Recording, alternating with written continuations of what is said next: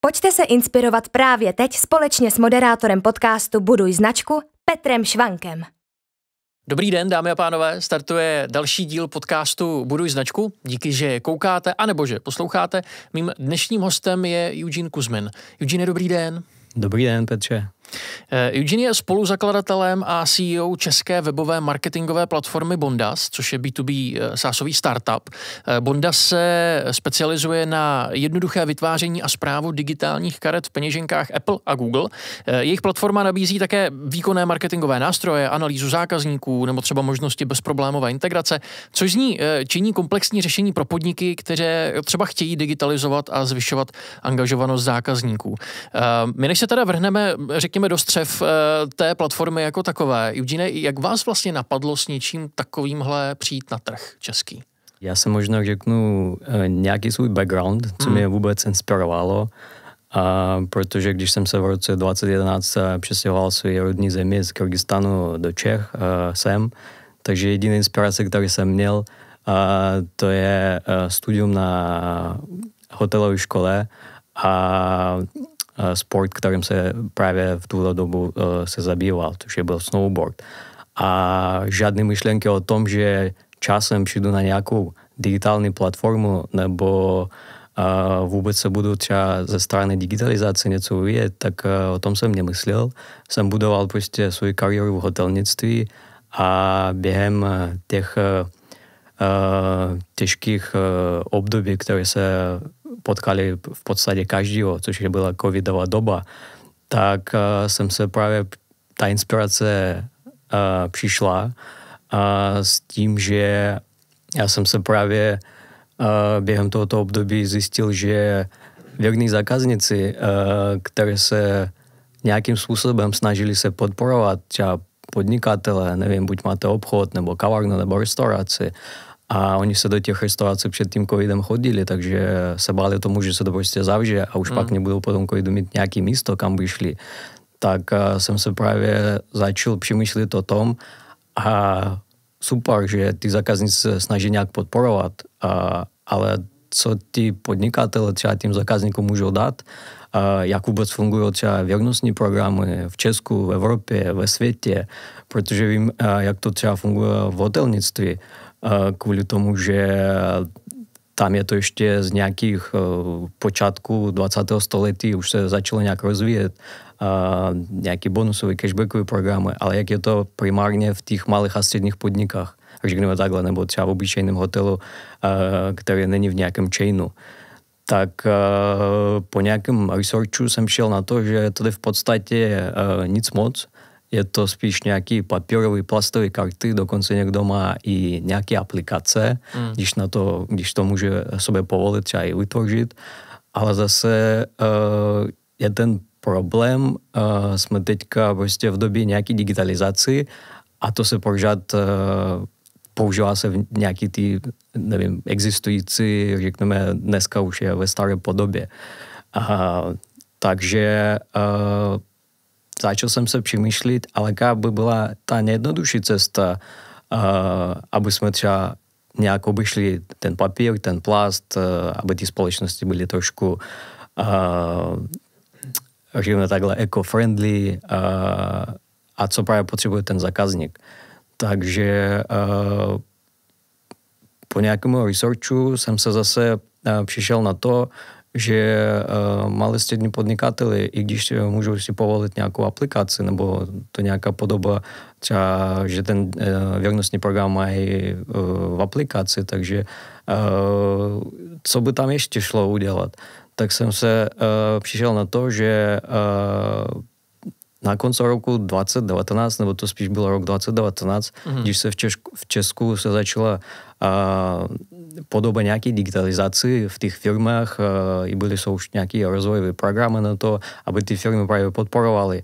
Takže začal jsem zjišťovat technologie Apple a Google a říkám, tak dneska už všichni mají mobily.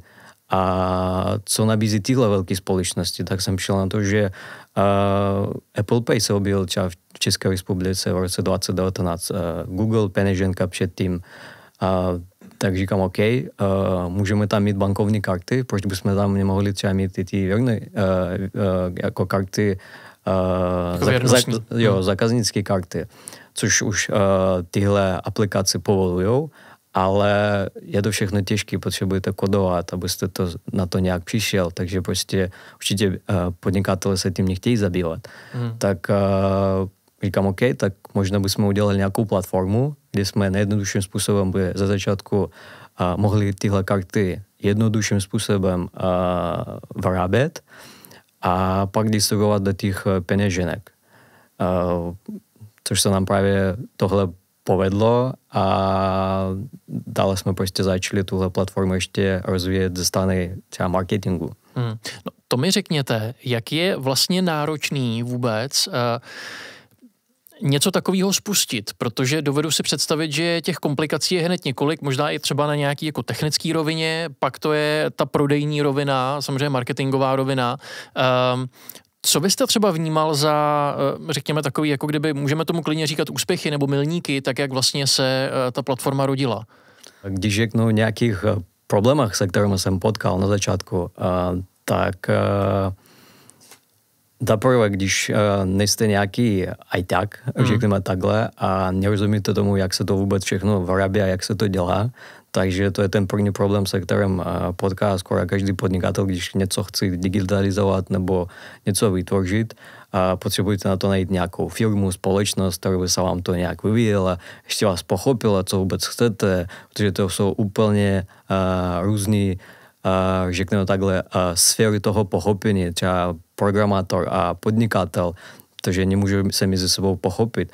Tak je velký problém byl pro mě za začátku, že jsme prostě našli firmu, která by se nám tuhle třeba moje myšlenku nějak rozvíjela, ale ve finále jsme přišli na to, že tím, že jsem to šel prostě do hloubky, jsem to chtěl pochopit, jak se to prostě tvoří ze začátku, tak já jsem se začal už i to trošku studovat a v finále jsem prostě přišel na to, že OK, já se prostě už vím, koho potřebuju, jakého programátora potřebuju, co potřebuji právě udělat, už chápu, jak s nima komunikovat, takže jsme to prostě vyvíjeli úplně ze začátku sami a je to i pro tu budoucnost, je teďka to pochopitelný, proč třeba veškerý ty ostatní podnikatelé třeba se bojí nějaký digitalizaci. A to neříkám o vývoji, třeba i o ty obyčejné digitalizaci.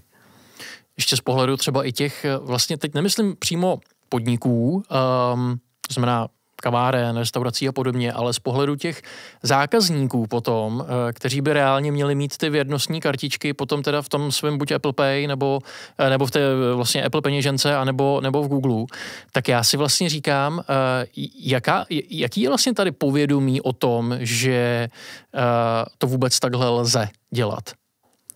Ze strany zákazníků je to ještě novinka, protože...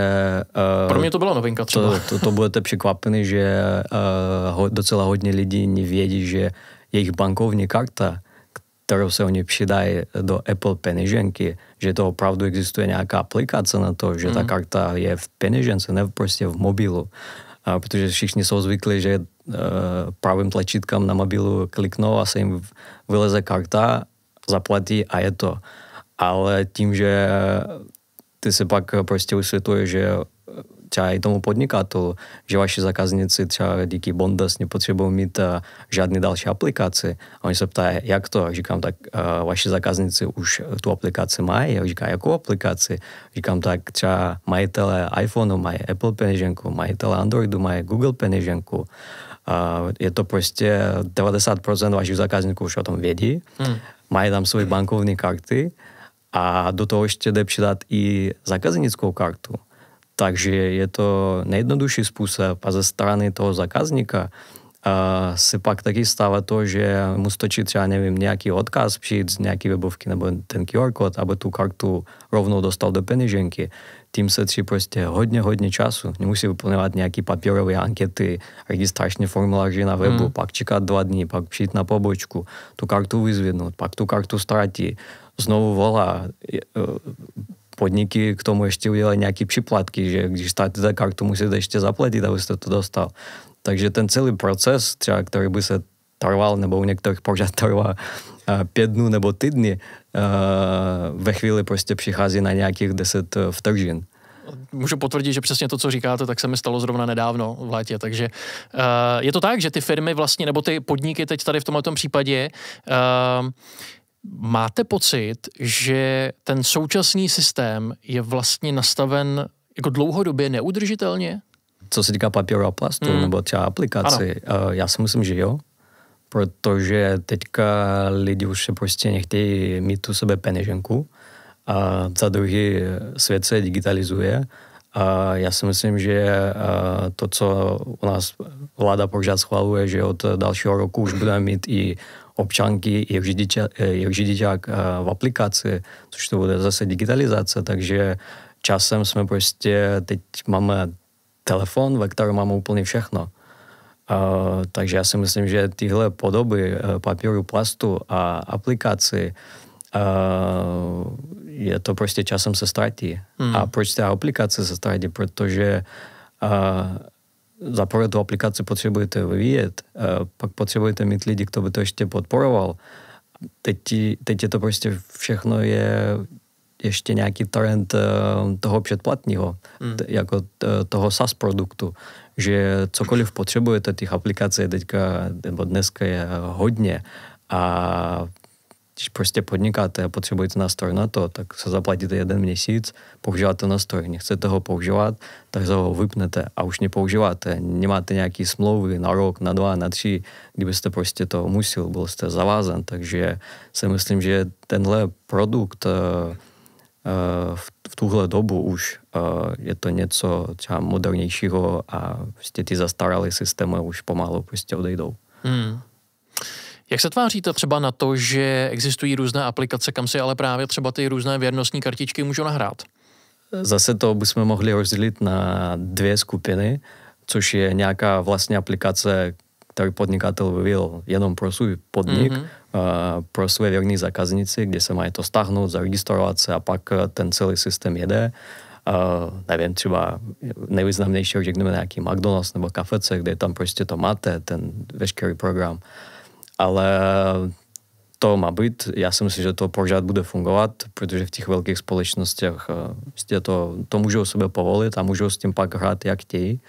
Ale když řekneme tu druhou stranu, takže tyhle malé střední podnikatele například, tak já se nemyslím, že by tyhle aplikace pro sebe nějak tvořily. To může být vlastně třeba opravdu kavárna na rohu, nebo já nevím, barbershop a tak dále, víte? Jo. A ještě v tu druhé věci existují nějaké aplikace, jak jste říkal, že se tam můžou přidat veškeré karty a že to prostě máte v jedné aplikaci, ale zase je to prostě aplikace, které ty karty vám nějak uloží, že to prostě uložíte. To je v podstatě vyfocená vaša věrnostní kartička. A všechno, co můžete s ní udělat, jenom třeba ukázat. Jo, pro zákazníka je to pohodlnější, ale pro podnikatele to není vůbec nástroj, s tím by mohl pracovat. A zase, aby se dostal do té aplikace, a se musí aspoň tuhle kartu nějak vytvořit. Takže je to prostě nějaký takový ještě, si myslím, že krok k tomu, aby zase ten podnikatel přemýšlel, jestli do toho chci jít nebo nechci, takže zase mám nějakou třetí stranu, což může být nějaký problém. Chápu. Obecně, ale mají Češi vlastně vůbec rádi věrnostní programy? My jsme v našem týmu dělali research, což možná budete překvapený. Třeba kolik věrnostních kartiček má řekněme takhle střední obyvatel v Česku. Je jako průměrný vlastně člověk v Česku. Jo, průměrný člověk tak v Česku. Tak třeba 12, dejme tomu. Jo, jste docela blízko. Je to nějakých 1300 karet, což jsou ženy, třeba to má trošku víc, to je nějakých 1400-1500 karet. A z té celé populace třeba skoro 25% se používá víc než 20 karet věrnostních. Tak se představte, kolik těch papírových nebo plastových karet prostě v ty peněženky prostě může být. A nebo kdybyste to prostě měl v jedné aplikaci a ještě v té, které nemusíte stahovat. Jste zakoupil mobil, aplikace máte, bankovní kartu máte, zákaznickou kartu taky tam máte. Pojďme z pohledu toho, řekněme, provozovatele nebo prostě podnikatele, který by chtěl teda do toho věrnostního programu nějakým způsobem nastoupit s těmi svými zákazníky. On má vlastně dnes, dejme tomu, jak jsme tady říkali, několik možností. Ta nejjednodušší, která se jeví, je samozřejmě vytisknout malý kartonek a na něj něco natisknout. Jak to vlastně funguje, ten váš systém ve chvíli, kdy se hodlá zapojit teda spíš do té jako digitální roviny a prostě a jednoduše si to celé řídit skrze třeba právě ten Apple nebo Google? Jak to funguje? Co se týká naší platformy, takže když prostě se k nám obrátí zákazník s takovou papírovou kartičkou, kde se třeba dává razítka, tak co se dělá právě Bondas, tak zaprvé ten celý design, který třeba má ten zákazník u sebe vytištěný na papíru, jsme schopni přivést do digitální podoby, což to bude klasická jeho papírová, ale teď už digitální karta, kterou pak může distribuovat pomocí QR kodu nebo odkazu svým zákazníkům. Za druhý, když vydává ten podnikatel tu papírovou kartičku, tak o svém zákazníky neví vůbec nic. Se prostě vytisknul 1000 papírových kartiček, rozdal to a pak prostě ani nevědí, co vůbec má za zákaznici, jakou má cílovou skupinu, protože málo kdo z čas podnikatelů dělá nějaký research, na co bychom museli cílet, jakou máme cílovou skupinu. Kor z těch malých. Jo, co bychom museli nabízet, jaký by produkt bychom třeba vyvíjeli, nebo proč bychom třeba v kavárně právě prodávali tuhle kávu, ale jen tuhle, protože časem prostě poznáte, že ta klientela, která se vám chodí, třeba se víc chutná tohle, než tohle. Takže právě tahle digitální karta tomu podnikatelu přináší první co, že začíná vědět o tom, jaký jsou zákazníci vůbec má. A za druhý, pro toho podnikatele je prostě jeden zákazník, jedna digitální karta.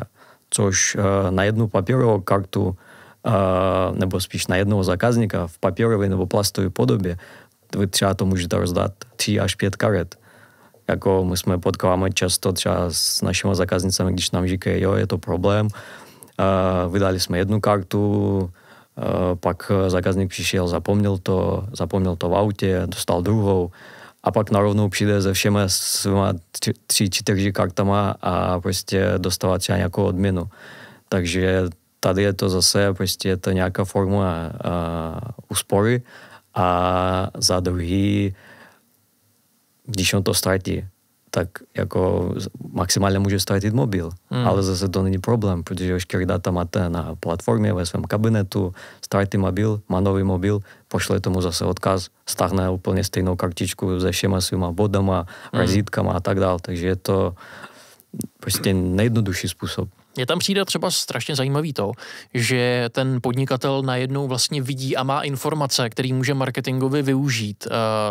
Už to není jenom to, že prostě dal tady papírovou kartičku, ale najednou se mu otevírá, řekněme, úplně v uvozovkách až jako nový svět, jak může s tím zákazníkem potenciálním komunikovat. Co jsou vlastně všechno možnosti, které tenhle nástroj nabízí z hlediska té komunikace s tím zákazníkem? Z hlediska komunikace ano, když rozdáváte prostě digitální karty, tak začínáte sbírat nějakou svou zákaznickou základnu. Řekneme, že tím, že vydáváte na té platformě, máte prostě sekce klienty, kde to veškeré své klienty vidíte. Zaprvé třeba pro ten marketing můžou zase sledovat takovou analytiku, jestli jsou ty karty vůbec třeba v peněženci toho zákazníka, nebo není, jestli třeba ten zákazník jenom vyplnil ten registrační formulář, ale tu kartu nepřidal do peněženky. To je zase práce jak pro marketing, tak i třeba pro manažer, že aby s tou zákaznickou základnou mohli pracovat. Třeba ten, kdo třeba tu kartu vymazal, tak aspoň se ho nějak oslovit, zjistit, proč tu kartu vymazal, abyste ho zase vrátili. Protože, jak říkám, dneska každý podnikatel se snaží prostě investovat hodně peněz, aby získal nového zákazníka, ale vůbec nepřemýšlí o tom, že už má nějakou zákaznickou základnu, se kterou by prostě začal nějak pracovat. A k tomu přicházíme na to, že jakmile tu zákaznickou základnu máte, tak ten váš tým marketingu se může tu zákaznickou základnu udělat segmentace. Máte různé produkty, tak už víte, že pro tyhle zákazníci třeba ten marketing může poslat nějakou takovou marketingovou kampaň. Pro tyhle zákazníci můžou poslat takovou marketingovou kampaň. Nebo udělat nějakou kampaň personalizovanou, že jo? Když aspoň máte nějaký datum narozeniny svého zákazníku, tak taky se můžete ho něčím překvapit. Ale zase neposíláte SMSky, neposíláte e-maily, máte zákaznickou kartu v peněžence vašeho zákazníka, tak můžete poslat push notifikaci. A ta push notifikace se rozlišuje ještě od toho, že na tu kartu třeba od té notifikace, co nám chodí do aplikace, které se můžou pípat nebo něco, takže tahle notifikace za prvé není takhle náročná, takže jakýkoliv content nebo text, který tam pošlete, nemůžete to poslat zároveň ještě jednou, protože Apple se to nějak reguluje tím, že nechce, abyste spamovali ty lidi na ty karty. A za druhý, ta notifikace vždycky přijde do toho notifikačního centra a ten zákazník, jakmile se to prostě přečte, klikne, otevře se přímo tahle vaše kartička, tak se jeho nějak připomene o tom, že vůbec existujete, co nabízete. Takže tahle digitální karta je to, řekněme takhle, marketingový nástroj, ze kterým můžete komunikovat. Protože na papír nebo na plast nic nepošlete. Maximálně, jestli se píšete v nějakém svém systému všech zákazníků, pod jakým číslem má tu plastovou kartu a to tím končí. Chápu to správně, že se tam člověku prostě dá poslat třeba push notifikace ve stylu hele, už si měsíc nenechal udělat nový sestřih, tak by možná stálo za to se u nás zase ukázat. Něco v tomhletom stylu, chápu to správně? Buď to takhle, to můžete poslat, jak jste říkal třeba příklad, personalizované. Buď to můžete poslat všem, jestli máte, nevím, nějakou novinku, akci nebo něco, nebo speciální slevu. A dokonce platforma ještě umožňuje třeba vystavit nějaké geolokační zprávy, což znamená, že na nějakou určitou adresu, řekneme na tu adresu, kde máte svůj podnik, můžete třeba dát zprávu s tím, že my jsme tady za rohem.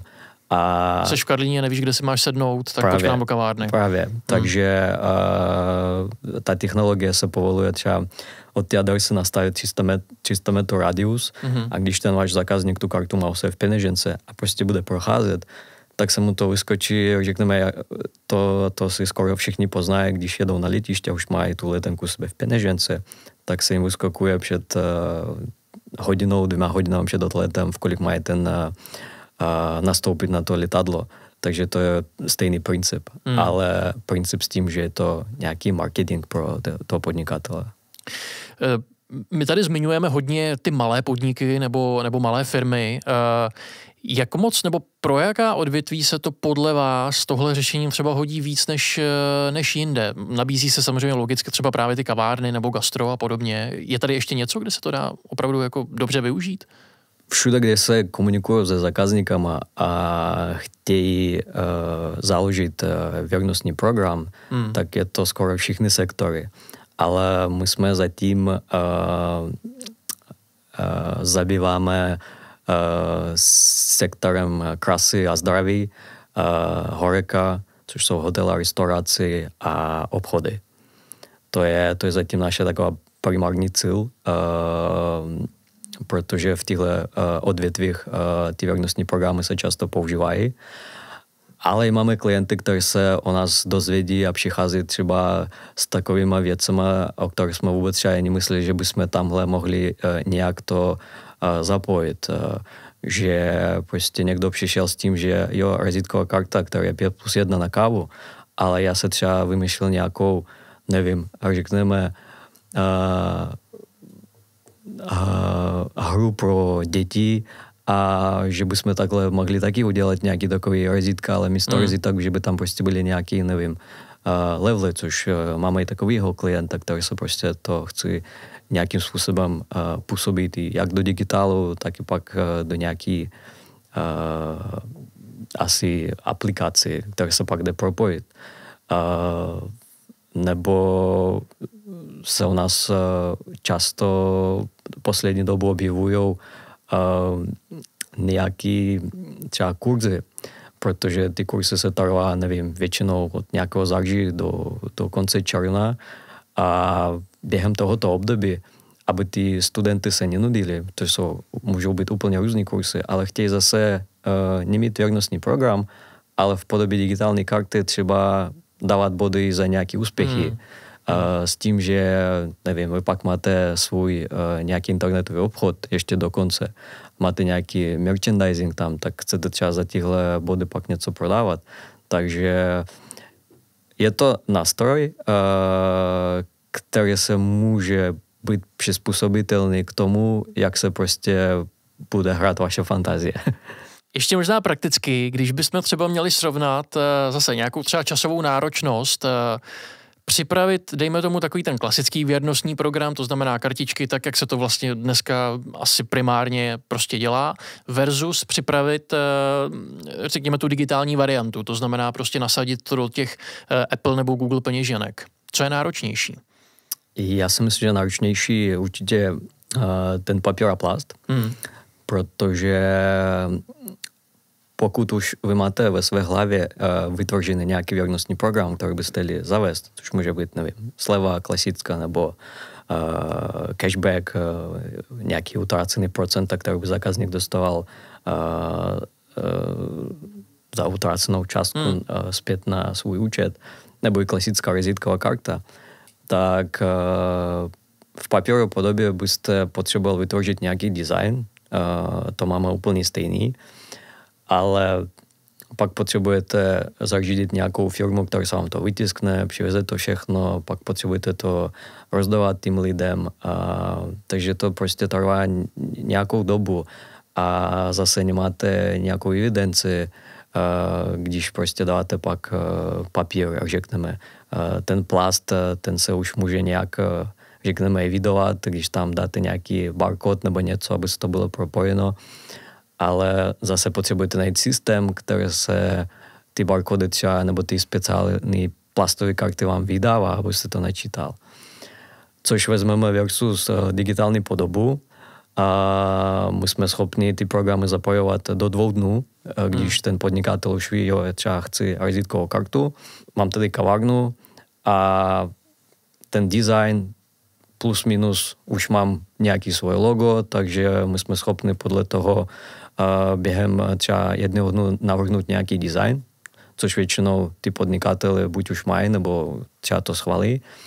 A další den už dostávají QR kód, který se rozmístí na provozovně, nebo odkaz, který dají na sociální síti, napíšou nějaký článek, že jsme zapojili věrnostní kartičku, přidávejte to a už se o tom nestarají, protože ti zákazníci třeba na těch sociálních sítích sami přechází, stahují ty kartičky do peněženky, už to mají, na 3. den přijdou do té kavárny, ukážou kartičku, naskinují to pomocí zase našeho webového skaneru, který nepotřebuje mít žádný další aplikace a tak dál. A už je to funguje. Takže reálná doba toho, když už víte, že jak to chcete zapojit, anebo jenom předělat, tak to může trvat opravdu docela rychle. Z hlediska třeba nějakého dalšího rozvoje, kam vy byste se vlastně vůbec s tou platformou chtěli posunout v následujících třeba klidně i letech? V následujících letech teď je, myslím si, že tenhle rok všichni se popovídají o umělé inteligence, takže nejsme výjimka. My jsme o tom taky přemýšlíme a právě ten krok, o kterém jsem říkal, že ten design pořád v obojech variantech pořád existuje, což je v papíru, potřebujete něco vytvořit, abyste pak vytisknul, což na tu digitální kartu potřebujete něco připravit, abyste třeba ten banner a ten design udělal, takže my jsme právě plánujeme to, že chceme do toho zapojit tu umělou inteligenci, což už pak třeba ta generativní umělá inteligence, která vám může tvořit obrázky a tak dál, což pak ještě zjednoduší a automatizuje tu naši platformu tím, že ten podnikatel v podstatě to může sám bez žádných, řekneme takhle, zkušeností designera nebo další práci se prostě třeba ten design vytvořit a už mít na té kartě. Eugene Kuzmin, já vám moc děkuju za rozhovor. Děkuju. Jsem rád, že jsem dneska tu mohl být. Podcast Buduj značku vzniká ve studiích Events and Production a je tu pro vás i po skončení této epizody. Odebírejte ho.